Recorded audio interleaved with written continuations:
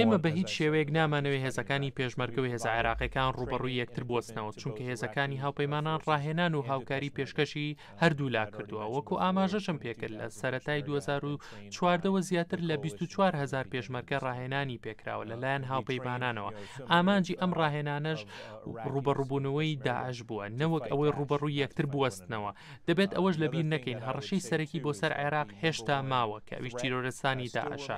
وەک دەزانن زۆرێک لە ناوچەکانی کەرکووک و حەویجە کە ئێستا ئازاد کراوە، تیرۆرستان هەوڵی ئەوە دەدەن ئارامیەکەی تێک بدەن و ناوچەکان دووبارە کۆنتڕۆڵ بکەنەوە. لەبەر ئەوە دەبێت هەموو هێزەکان پێکەوە کار بکەن و ڕێگری بکەن لە دووبارە دروستبوونەوەی تیرۆرستان لە ناوچە ئازاد کراوەکان.